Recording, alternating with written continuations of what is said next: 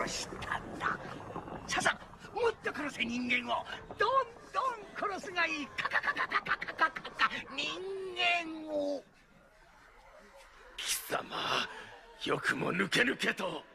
お前に比べれば俺は善良なもんだ。何しろ俺は食っただけだからな。人間の感覚じゃ生き物を食うのは悪いことじゃないそうだろう。だが殺すのはいけないな。生き物を殺すのはいけないことだ。そうだろ。だから俺は殺さずに食ったのさ。殺さずに食ったのさ。人面母さん、見るがいい。これが俺の怒りの姿だ。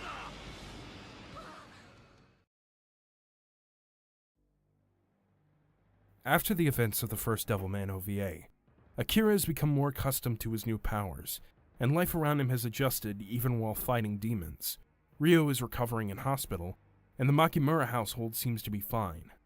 That is, until the hate-filled demon bird, Sirene, has declared war on Devilman and uses her minions to attack the Makimura house, and Akira must now fight in the most personal fight he ever has. The sequel OVA to the 1986 entry adapts the Devilman arc of Sirene. What's odd is that opposed to the previous OVA, which focused almost too much on telling a story in its entirety, this entry actually feels as though it throws the viewer midway into the story, with the fight against Jimen seeming to be in full effect, while our last interaction with Akira being him only just becoming Devilman. While the scenes between Akira and his mother are, in fact, very effective, they lack weight due to it all being thrown at the audience within the span of 10 minutes, barely giving them time to process. Something to the benefit of the OVA is the creative imagery when the villains launch their attacks, specifically the attack at the Makimura house. There's almost an Akira feel, no pun intended, to the movement of the animation, with scenes of slow flying debris and vehicles running into objects and exploding. Whether this is a good or bad thing is up to the viewer though. The actual fight with Sirene seems to be where the animation team really wanted to work, compared to the rest of the story glossing over the Jimen fight in favor of the titular villain, with most of the Jimen fight being both the characters standing still in a secluded sewer, and the Sirene fight taking place all over the city with lots of high-flying action. The sad part of the OVA is that it doesn't quite live up to its potential story-wise. With actually effective story moments, it only makes the viewer wish the creators had been a little more willing to focus on that than they actually were. For the pros, the creativity behind the action and movement of the demons is very interesting. It's almost worth it just to watch it for that. There's a clear love for the Go Nagai property with the attention to accuracy, with the character designs and sequence of events staying true, along with the 1986 OVA. And in spite of the schlocky nature of the project, there are some strangely poignant moments of emotion. Akira literally facing his own demons is one of the stronger aspects of the story.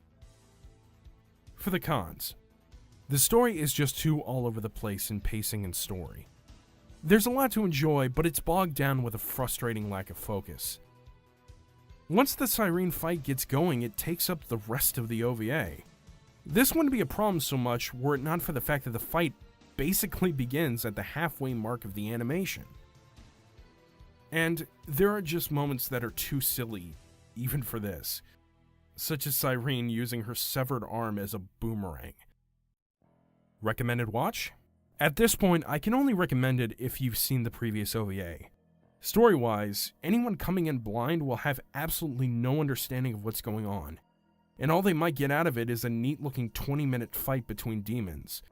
For those who did see the previous anime, you will probably enjoy it for somewhat different reasons than the previous one, as this one is much more Devilman fighting than the previous, but the story is more vignette in nature than the streamlined point A to point B type story of the first one.